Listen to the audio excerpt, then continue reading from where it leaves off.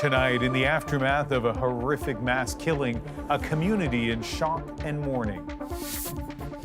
They will remember that nice, always with smile, so sweet, kind, supportive family. New details about the victims and the accused. Plus, allegations of assault in a secretive Christian sect. I want to heal. That's my motivation for doing it. A CBC News investigation. And Canadians on the red carpet. I think I just missed him. Did he miss you? You definitely get your calls returned quicker. Could Oscar wins this weekend supercharge their careers? From CBC News, this is The National with Ian Henemansi. We are getting a clearer picture tonight of the victims of that horrific attack in Ottawa. 6 people killed in their own home. They're being mourned by their community and by loved ones half a world away. 5 were members of a single family, 4 of them just children. And tonight we're learning the 6th victim had children of his own. The lone survivor of that attack continues to recover from his injuries as all those who knew the victims come to terms with the loss. Nicole Williams with how people are remembering them. This growing memorial, a sign of a community overflowing with grief and coming together to cope. Nearby, counselors helped students and teachers through the shock and sadness. A lot of tears, a lot of questions on how do we start these conversations with the students as they come in. Police now say it was a mass stabbing that claimed the lives of 6 people in this townhome Wednesday night, including a mother and her 4 young children, between 7 years of age and 2 months old. Our community members, how they did, and family members cannot forget that family, sweet family, with the tiny little babies. The other victim, 40-year-old Gamini Amarakon from Sri Lanka, who had arrived in Canada a few months ago. He has 2 kids and a wife and a mother and a sister whom he was supporting. Amarakon was living with the family, as was the accused, 19-year-old Febrio de Zoisa, an international student also from Sri Lanka who attended Algonquin College. He's charged with 6 counts of first-degree murder and 1 count of attempted murder. The landlord, currently out of the country, unaware either were living in the townhouse until a call from police. I was shocked. I don't know how to put this in words, like you're never prepared for these kind of calls. Husband and father Danishka Wickramasinghe is the only survivor of the attack. He was badly injured. This family friend visited him in hospital. One of the things that he said really touched me. He said, you know what, he's a 19-year-old kid. You can see that he thought about that side, the accused side too, that we should have compassion towards him as well. Again, the strength that he has as a person to even think like that. And Nicole, there are plans to remember the victims of the attack this weekend.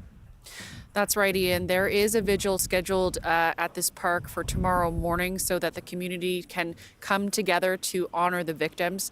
For its part, the Sri Lankan High Commission is working with family members back home with the visa process so that they can come to Canada to attend the funerals of the victims.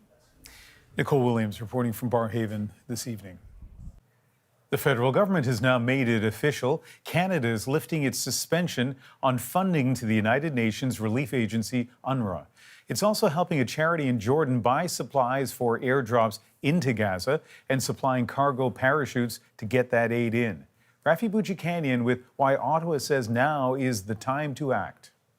After 5 months of war, this flour is desperately needed food, and there is not enough. People in Rafah, Gaza scramble to get what they can. What UNRWA provides is not enough, this man says. We have children who need milk. They cannot stand on their feet. The United Nations agency has been the main source of aid in Gaza, but many countries, including Canada, pulled their funding in January, when Israel alleged 12 members of its staff were involved in the October 7th attacks by Hamas. 1,200 people were killed, another 253 taken hostage. The UN launched an investigation. This support simply cannot wait. Now, amid dire warnings of famine, a move by Canada.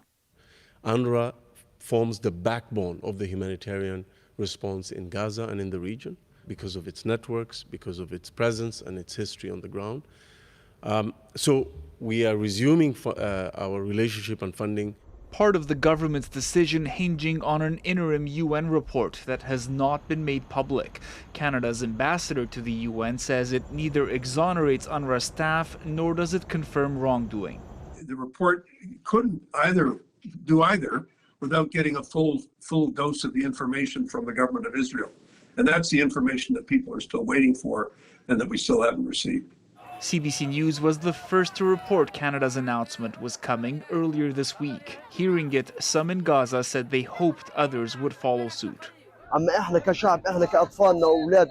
People are dying of hunger, said this man. They've been starving for 2-3 months. Many of Canada's allies have not resumed payments, and Ottawa's decision is controversial here. Jewish organizations and even a couple of Liberal MPs have said it is the wrong call, especially without conclusive evidence that clears UNRWA. Rafi Boudjikani, CBC News, Ottawa. There's also criticism tonight over a new plan to get aid into Gaza by sea. It's being met with questions and doubts from Palestinians. CBC senior international correspondent Margaret Evans has more from Jerusalem. Jerusalem's Damascus Gate and the flow of Muslim worshippers to Al-Aqsa Mosque for Friday prayers, the last before the holy month of Ramadan. Well-worn paths and well-worn tensions, Israeli border police stopping young Palestinian men from entering. Hopes of an Israeli-Hamas ceasefire ahead of Ramadan have all but disappeared, and there is skepticism amongst Palestinians here over the plans for a humanitarian sea corridor to ease the suffering of their brethren in Gaza. I'm suspicious about what's driving the United States, says this man. All they care about is the Israeli population. There are land routes to deliver aid directly, says Omar, not through the ocean. The European Commission president unveiled details of a plan for a coalition of the willing to ship aid from Cyprus. We're now very close to the opening of the corridor, hopefully this Sunday. It's a clear sign of Western frustration with Israel for not letting more aid in. The UN saying a quarter of Gaza's population is now on the brink of famine. The move follows Washington's plan to build a temporary floating port off Gaza. Critics say it gives Israel permission to simply carry on its military campaign regardless of the cost to civilians. And so giving Israel no restraint, no substantive constraint on money and weapons. People in northern Gaza are so desperate for food, they continue to surround any sign of aid arriving. These patients at Al-Shifa Hospital say Israeli troops fired at them when they did. We run towards the aid because we're hungry, says Mohammed Atta. Further south in Rafah, more airstrikes and more funerals for those caught in their path, including the smallest of victims. Instead of telling us they will build a port to help us, says Hassan Maslah, tell them to stop providing Israel with the weapons they throw at us. And Margaret Evans joins us from Jerusalem. Margaret, how will this maritime corridor work? It's pretty confusing, Ian. The British Foreign Secretary today said that Israel will have to ensure that the Israeli port of Ashdod is available, so aid could then reach that port and then be trucked in to Gaza, but that has people scratching their heads because there are already land crossings into Gaza and it's not working.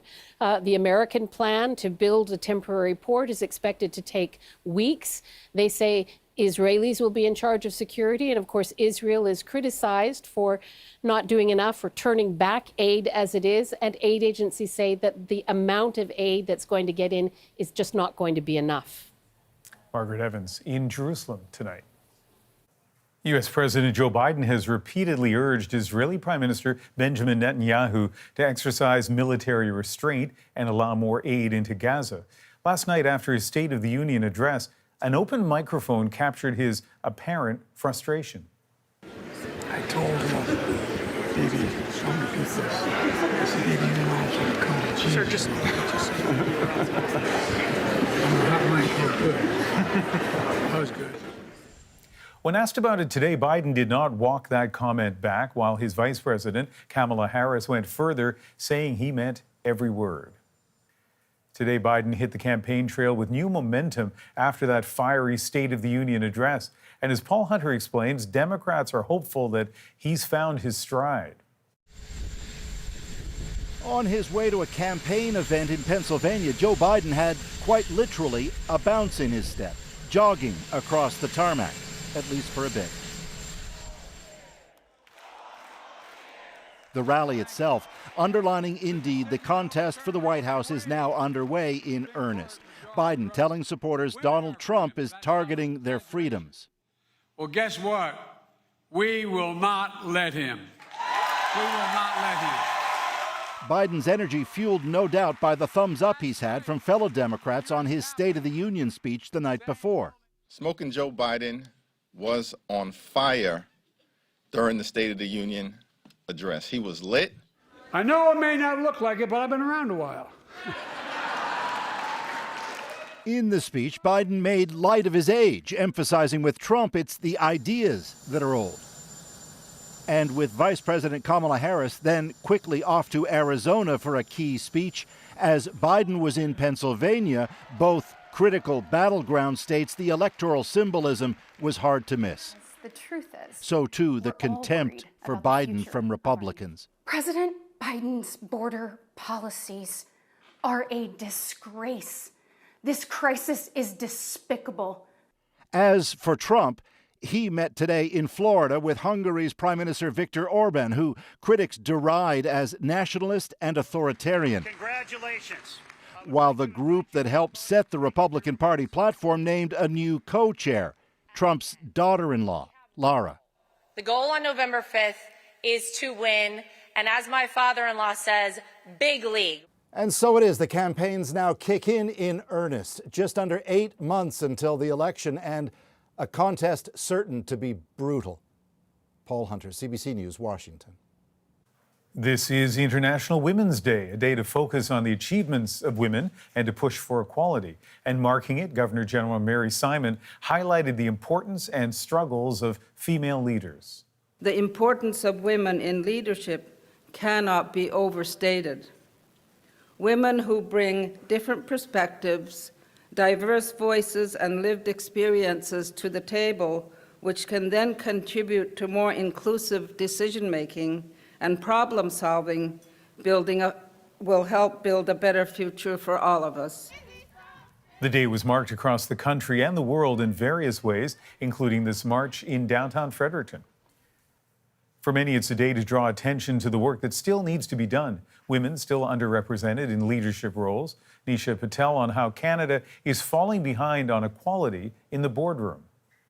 We've all had to break through traditional barriers. These women are on a mission to bring more balance to the boardroom. It's still something that we need to work hard on and that I'm encouraging at the board level. They're coming together to network and mentor and give a boost to women in fields that are traditionally dominated by men. There's data to prove the more diverse your board is, the better the decision making. New numbers from the Canadian Chamber of Commerce suggest progress has been slow, and Canada is falling behind countries such as the U.S., Mexico, and Hungary. Women make up almost half of the workforce, but hold just 21% of board seats. And if the current trend continues, women won't reach parity in senior management this century. There are trickle-down effects of these low representation numbers on how management looks like in the rest of the company. Researchers say businesses with outdated corporate culture often prevent women from advancing beyond middle management, and that needs to change. Making sure that we're holding corporations and other stakeholders accountable in terms of their ability to promote and recognize women. Advocates urge companies to track hiring and promotions and offer opportunities for upskilling and flexible work. We have managed to at least put a proper crack in the glass ceiling. Some aren't waiting for companies to act, instead making equality the law. The EU has mandated that by 2026, big companies must ensure that women hold 40% of the seats on their board. For now, these women in business are pushing hard. Seeing those women in those positions kind of drives me and shows me that I can make it there too. I left my own country, my comfort zone, to do something, to make an actual impact. So that is what I want to do. Hoping one day soon they'll get their own seat at the table. Nisha Patel, CBC News, Toronto. A fierce winter storm is battering eastern and central Newfoundland right now, bringing up to 85 centimeters of snow to some areas. Schools and businesses were closed all day. Flights in and out of St. John's canceled. The mixture of snow and ice pellets isn't expected to taper off until tomorrow, but the work of clearing all of this well underway. Our crews are out, and we continue to try to keep the main thoroughfares open and the emergency routes, and everybody seems to be complying. So we're doing our best just to keep everything moving. A lot of people, though, say they're sick of shoveling and ready for warmer weather. The hell with this, I don't even want to see it. Naively hoping that this was it for the year, and yeah, then we got that. It seemed to come out of nowhere as well. This is the second storm to pummel the region in the past month. The Oscars red carpet has been rolled out and ready for Sunday's big party. You should stop by. So cool. But does a golden statue lead to golden opportunities? You definitely get your calls returned quicker. The life-saving training, all done with a headset. It's amazing how realistic the wounds look. And a mob of kangaroos hits the golf course. If one runs, the whole mob will run. We're back in 2.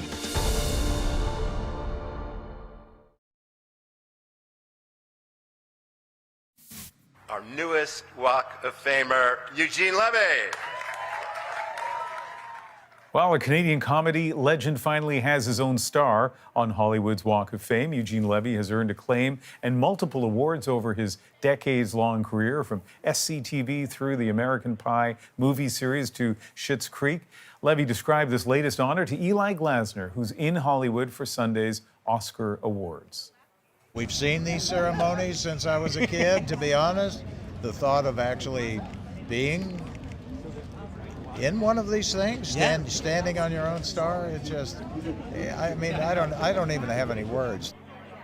Some of Levy's former co-stars also attended the ceremony, including his daughter Sarah and longtime friend Catherine O'Hara. And Levy's not the only homegrown talent in Hollywood spotlight this weekend. Many Canadians are up for Academy Awards this year in one of this country's stronger showings in years. Eli Glasner talks to Canadian nominees past and present about what it means to win an Oscar. Welcome to Canada's House, the home of the Consul General of Canada in Los Angeles, and this year, there's lots to celebrate. From writer-director Celine Song's past lives to Ryan Gosling's Ken-tastic performance in Barbie. I'm coming with you. Okay. Once again, Canadians are Oscar contenders. One of the first people I introduced myself to was Steven Spielberg after I won. Ben Proudfoot has already won 1 Oscar. With The Last Repair Shop, the Halifax filmmaker is aiming for his 2nd. These little kids, you know, who are amazing musicians, dedicated musicians, who a year ago were just, practicing their instruments, are now going to be walking the red carpet. So it's an amazing opportunity to shine a light on deserving people. Hello, Margaret. Hello, Bob. Bob's birthday won back in 1995. The Vancouver animators who created it say it was a blur when they heard their name called that night. Tom Hanks and Sharon Stone were clapping. They say that win helped them turn the short film into a full series. It opens those doors. So people went, oh, you're an Oscar winner, okay. We'd love to hear what you're thinking. You definitely get your calls returned quicker. Like, I will say that. This Toronto producer won for The Shape of Water, a strange love story brought to life by an army of artists. all of these Canadian filmmakers, you know, our sound people and everything. It was just such a wonderful affirmation of their work to be able to shine a light on those people and their careers and their accomplishments like that was really gratifying. Canadian composer Michael Dana's global music style helped make Life of Pi an Oscar winner. Over a decade later, he's still getting thank yous. But Hollywood can be fickle. You still have to get the job, and by the way, you could get fired like in a minute, and your Oscar wouldn't save you from that. It's how good are you right now, today? Still, Oscars can change lives, especially the smaller categories. Just your average young person can aspire to, you know, to try and aim for an Oscar or awards or festivals, just to get their voice heard. So, Eli, tons of Canadian talent this year, but what are you watching for Sunday? Well, a few things.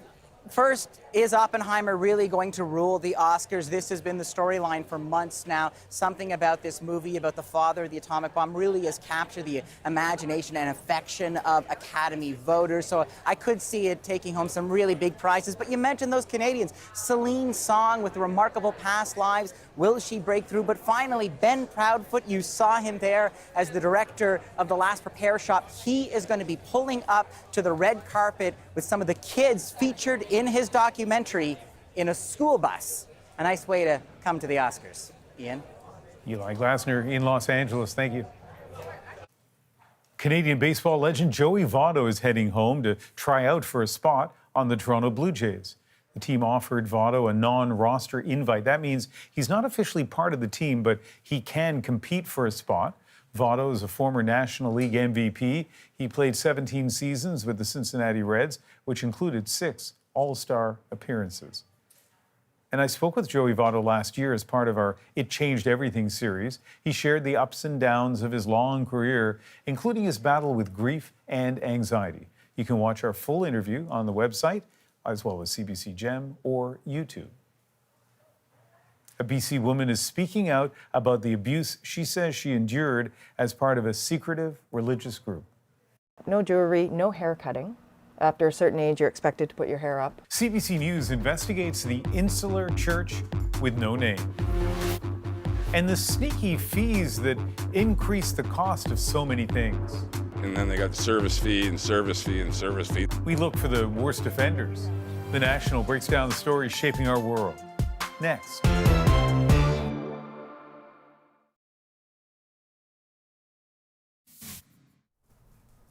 An investigation is underway after a tire fell off a United Airlines plane on Thursday. It happened moments after the Boeing aircraft took off from San Francisco. The wheel came crashing down in an airport parking lot. It damaged several vehicles. No one was hurt, and the plane made an emergency landing in Los Angeles. From car crashes to burns, traumatic injuries are the leading cause of death in children. Now, surgeons at McGill University have come up with a new virtual training system to help doctors navigate those challenging situations. As Christine Burak shows us, the new technology could help save lives. If a child survives a horrific crash, burn, or fall, they can have less than an hour to live.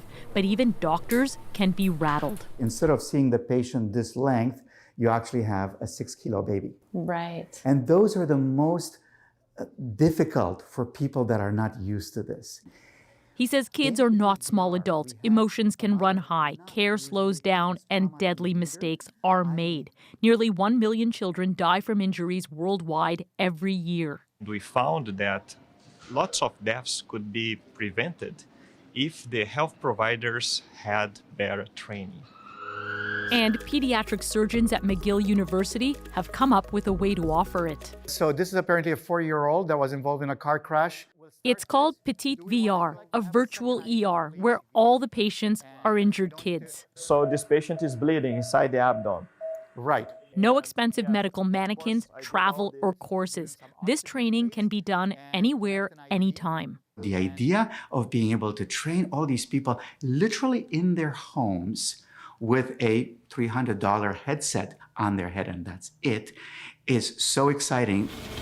This Ottawa surgeon says the more simulations doctors and nurses can do, the better. Petite VR would give staff in rural parts of Canada and lower-income countries a chance to work with leading specialists. When you have something like virtual reality that could allow multiple users in different locations to come together, this is something big. All right, let's give it a try. We're instantly inside an operating room. My leg hurts so bad. I think it's broken. It's amazing how realistic the wound looks. The doctor stops the bleeding, orders tests and scans. The system tracks what he does, how fast, and scores him. McGill is hoping to offer up the first simulations this summer. Okay. Thank you very much. It's been a pleasure working with you. See you soon. Training in tech that could save young lives around the globe for decades to come. Christine Birak, CBC News, Montreal. Now let's break down the news shaping our world. I think it's robbery completely, like flat out. Consumers ambushed by junk fees. All these extra charges that are hidden, and we should be paying them. Deceptive, sometimes illegal. But first, a secretive Christian sect. They're really off the radar because they don't own buildings, they don't own structures. Now under scrutiny. Yeah, my parents had implicit trust in the organization, in the workers. As allegations of child sexual abuse mount. There are hundreds and hundreds of allegations. Over 700 perpetrators have been named. I am not an only. Demanding answers from the church with no name. Also known to outsiders as the 2x2s, the church has a history going back more than a century. But as Karen Larson shows us now, it's facing a reckoning that some former and current members say is long overdue. 1986. Okay, so this is my grade 7 graduation. This is a very typical look as a kid. Lyndall Montgomery is going public for the first time about alleged sexual abuse she suffered as a teen. Here I am at 12, starting to get pimply. It happened inside an insular and secretive Christian sect that has no official name, but is most commonly referred to as the 2x2s. But no makeup, no jewelry, no hair cutting. After a certain age, you're expected to put your hair up into a bun and pulled back. That's the look. Quite typical. That's the look, exactly. Montgomery says there was violence in her home growing up, and at age 14, after a particularly traumatic incident, she was sent to live with Leanne McChesney, a 2x2 minister, or worker as they're called in the faith. My Frank Hurt Go card from 1988-89, right around the time when Leanne would have entered my world. While in her care, Montgomery says McChesney sexually abused her. How I ended up with Leanne is $1 million question. I can't answer that. I wish I could. That might bring me some sort of clarity as well. Did anyone know what was going on in 1989? Did the church know? Did your parents know? Did any adult in your life know? For me personally, I can't say. If they did, they didn't do anything. Yeah, my parents had implicit trust in the organization, in the workers, in the way it all, just in all of it. They truly believe it's the one true way. Where's this one? You ready? Thank you. Ready? Montgomery lived with the secret for 35 years until last year when she saw this news story. I looked at the front page of our Comox Valley Record here, and on it was a story of one of the workers who had been charged with child pornography. And they actually went into quite a bit of detail about the 2x2s. So it was undoubtedly they were talking about, and it just blew my mind. Montgomery brought her story to authorities early last year. In January of this year, police from the community of Delta arrested McChesney on charges of sexual assault and sexual exploitation. None of the allegations have been proven. The charges come amid a number of international media reports about child sexual abuse within the 2x2s. A few weeks ago, the FBI took the uncommon step of publicly announcing it was investigating the 2x2s in the United States, asking for help identifying victims of a religious group that traditionally has not had a name, but has been referred to outside the group as the 2x2, the Way, the Truth, and the Church with No Name. That's in the States. Yeah. Well, would you like to see something similar in Canada? Very much so. Yeah, it's an international crisis. And so ask me now, why did it take me 36 years to do it? Because I know the difference between revenge and healing. I want to heal. I want to heal. That's my motivation for doing it. The 2x2s were founded in Ireland in the 19th century by Scotsman William Irvine. Followers brought the faith to Canada in the early 1900s. The sect does not promote itself publicly. Sermons are most often held in members' homes. But we visited a public gospel meeting at this funeral chapel, hoping to speak to a minister about the allegations. We were invited in, but without our camera. The minister we spoke to declined comment. They're really off the radar in many ways because they don't own buildings, they don't own structures. Steve Kent is a professor emeritus at the University of Alberta who studies alternative and controversial religions. Many groups have antagonistic attitudes toward the outside secular world. The outside secular world is evil, fallen, even satanic, and consequently they almost never go to outside authorities to report incidents of abuse. What often happens is groups have either internal investigative procedures that are very, very poor, or they get the abusers to repent, that say they had a conversation with God and God has forgiven them. When you heard the FBI was investigating the 2x2s and asking victims to come forward, what did you think? Well, my very first reaction was it didn't have to come to this. There's been plenty of warnings over the years. Okay, so this is our landing page for our Wings for Truth. 2x2's member Bruce Murdoch runs a website from his Cranbrook, BC home and has been posting about child sexual abuse cases within the church for over a decade. There are hundreds and hundreds of allegations that have not gone to the legal authorities. And for many, many years, the leadership of the church would not go to the authorities on purpose. And so all this conspires to hold things back and hold progress back. And it had to come to this. Meanwhile, organizers of a 2x2 victims hotline in the U.S. tell us they have documented 1,500 unconfirmed allegations of sexual abuse and other offenses. I want to bring publicity to the fact that I am not an only. Over 700 perpetrators have been named. Over 1,500 allegations have been made, naming perpetrators more than once. Come here, Goose. I feel fortified, finally, that I'm not screaming in the wind anymore. And Karen, you've heard from the leader of the group in BC. Ian, his name is Merlin Affleck, and he declined our request for an interview and didn't answer questions we sent about McChesney's arrest or her status within the church or even the FBI investigation. What he did say is that steps are being taken within the church to protect children, including the development of a minister's code of conduct and a child safe policy. And as you mentioned in the story, you went to a gospel meeting last Sunday. Right, so this would be like a sermon, and this was a public event. It was held at a Port Coquitlam funeral home. We were invited in, not with our cameras, for the sermon. I attended for an hour, but in the end, the minister in charge declined our request to be interviewed. Karen Larson in our Vancouver newsroom. Coming up, the extra fees we can't seem to escape. Junk fees? I don't like them. It's kind of annoying. What you should look out for next.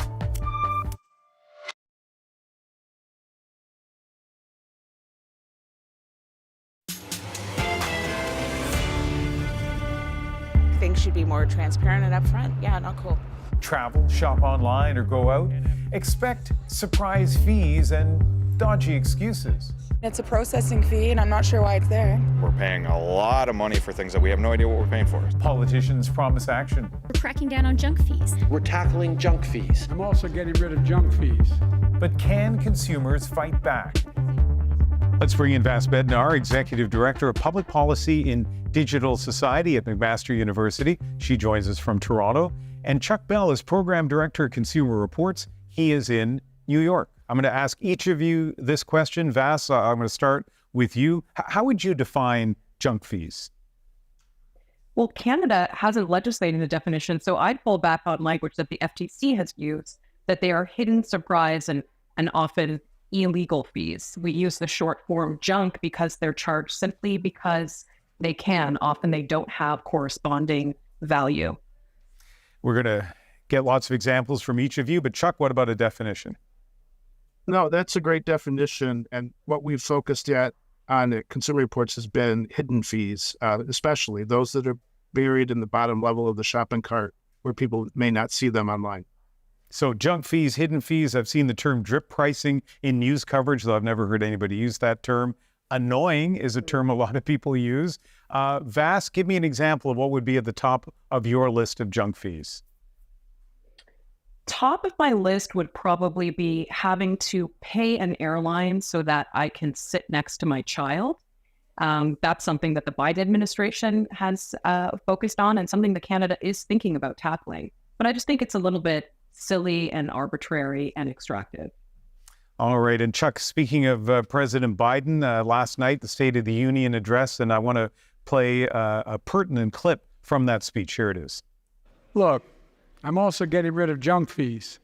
Those hidden fees at the end of your bill that are there without your knowledge.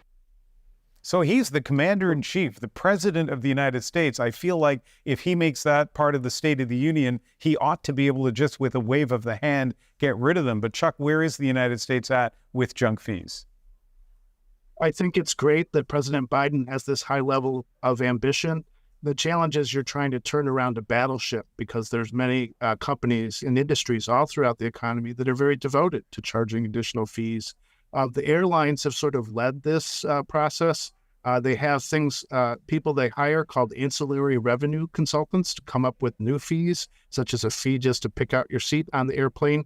But President Biden is taking an all-of-government approach to this and directing multiple government agencies to come up with ways to improve disclosure to customers at the point of sale, that all mandatory fees should be included so you can see that bottom line price. Yeah, and just to give people a bit of context, because they've seen it in lots of different sectors, what we're talking about here is, you see one fee, whether it's in an ad or online at the top of the list. By the time you get to checkout or you hand your credit card to somebody, all of a sudden these other fees appear, resort fees or, seat selection, whatever it is, and it often comes as a surprise. Chuck, what's at the top of your list here in terms of which ones bug you the most? Well, I don't like the airline ones, but the ticket fees for live entertainment, such as sports and concerts, that is sort of the classic example of drip pricing because typically the sellers do not give you the full price when you first pick out your seat, and they add lots of fees while you're on the way to the online checkout. So I think the internet has made our lives better in many different ways, but in this case, it's made it a lot easier to hide the price and spring it on the consumer at the last minute. And so that example is being copied by lots of other types of sellers. Yeah, the last time I bought tickets, I think it was to a comedy show, I had a convenience fee because apparently they were doing me a convenience by me ordering it online. Also a facility fee. I kind of thought that was included in the ticket price, but apparently not because there was an additional $2 or $3. Vas, you talked about seat selection there, Vas. Any other fees that you would like to bring attention to? Well, the Competition Tribunal here in Canada just finished listening to a case related to Cineplex. So you mentioned a convenience fee, right? For maintaining digital infrastructure, we often see this term. And the Competition Tribunal said, hey, you're not advertising upfront clearly enough that when you book a ticket online, it costs an additional $1.50. So I want to go back to two words very quickly. We're using junk and we're using drip. They're both like catchy and 4 letters, but they're not always perfect substitutes. So in 2022, Canada made drip pricing illegal. You have to advertise the full price upfront. But if you're advertising the full price and you still include junk fees, right, in that price, then there's still a conversation to be had.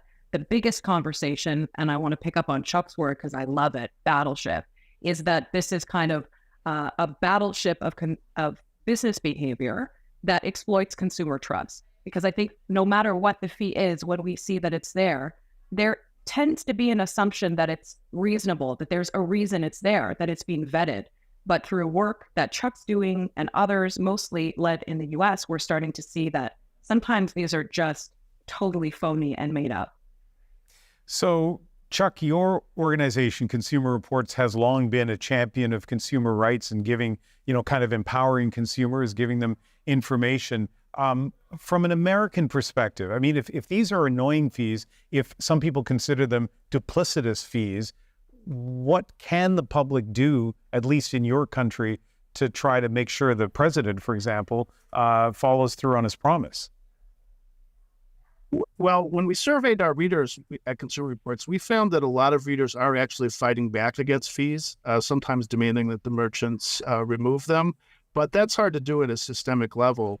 I think if the consciousness grows among the public that, synthetic or made-up fees shouldn't be charged at all, then they will demand that regulators and legislators do something to fix this. For our telecommunications system, we have many fees that are just completely synthetic, that are invented. The names are invented. They sound like they're required by government, such as broadband deregulation, administration fee. And it's just a fee that's imposed by the company because they want it. They think it sounds good and they think they can get money for it. Wow, I have not seen a fee like that in Canada. Vass, last word to you. What advice do you have to people who are watching who are upset with this? Is there anything they can do? There's tons that people can do. I mean, here in Ontario, we made it illegal back in 2016 for childcare centers to charge a fee just to be on their wait list. That was viewed, I think, as a form of a junk fee.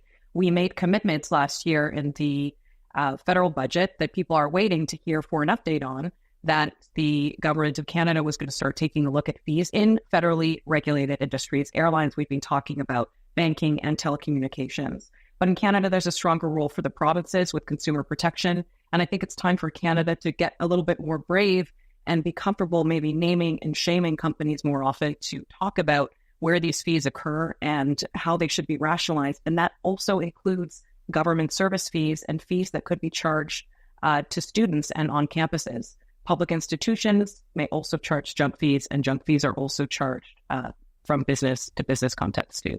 Well, as you're both about to discover, we have a Friday panel convenience fee. So thanks for paying that, and thanks for taking part in this conversation.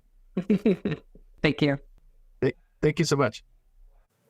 At a time of mass layoffs with big companies shifting away from traditional media, at least one company is swimming against the tide.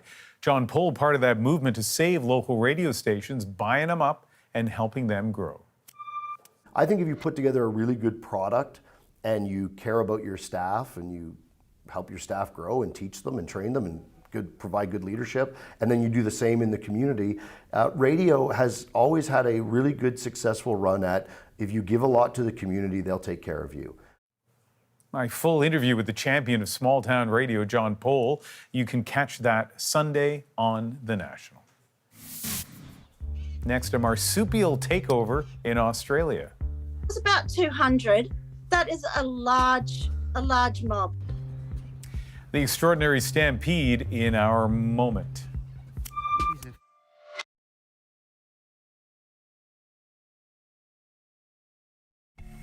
Well, here's a rare sight, even for Australia. Some 200 kangaroos disrupting a game of golf.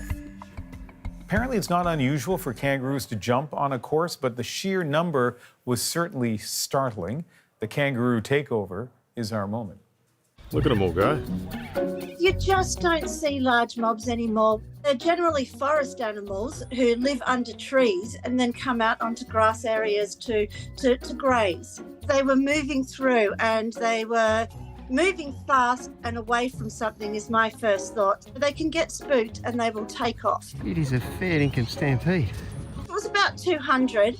That is a large mob. Better not stand on my golf ball. A mob is the collective noun for a large group or a small group of kangaroos. They are a flight animal. They're not a fight animal. You will only get attacked if you corner one or if you get between a male and a female that he would like to reproduce with. But their first instinct is to flight, and you can see they were all running together. It's something we would like to see more of. They're magnificent and wonderful animals.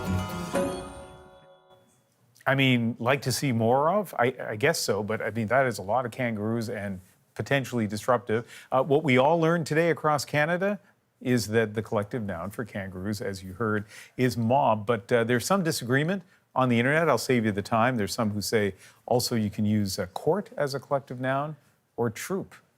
So there you go. That is the National for March 8th. Join me Sunday for Cross Country Checkup on CBC Radio and CBC News Network. And later that night, I'll be back here for the National. Have a great Saturday.